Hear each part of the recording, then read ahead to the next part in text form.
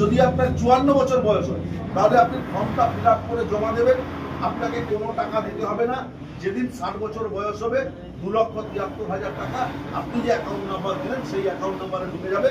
মমতা বন্দ্যোপাধ্যায় সেই ব্যবস্থাটা গ্রহণ করেছেন। সেই ক্যাম্প রাজ্য সভাপতি এসে উদ্বোধন করবেন। দুর্গাপূজার পর থেকে তাদেরকে দেখছেন শ্রমিক সংগঠন, এদের নেতৃত্বেই আপনাদের সকলকে নিয়ে সমস্ত জায়গায় জায়গায় ক্যাম্প হবে।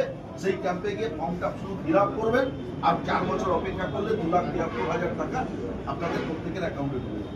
এই সুবিধাটা মমতা বন্দ্যোপাধ্যায়। যাই হোক, শ্রমিকের যে সমস্ত ন্যায্য পাওনা সুবিধা রেজিস্ট্রেশন না থাকলে নিশ্চিতভাবে পাবেন না।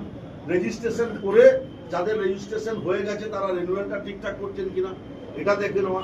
আপনি যে একজন শ্রমিক রেজিস্ট্রেশন না থাকলে সরকারের ঘরে আপনি শ্রমিক হিসাবে গণ্য হবেন না। এটা কন্টিনিউ করা এটা আমাদের আবশ্যিক। নিশ্চিতভাবে এই কাজগুলো করবেন। আর 14 তারিখ সকালে উপস্থিত থেকে সভাকে সফল করে 21শে জুলাই সভাকে সফল করার লক্ষ্যে এগিয়ে যাবেন। এই আবেদন থেকে সকলকে শ্রদ্ধা নমস্কার প্রণাম সালাম নিবেদন করে আমার কথা শেষ করছি। সকলকে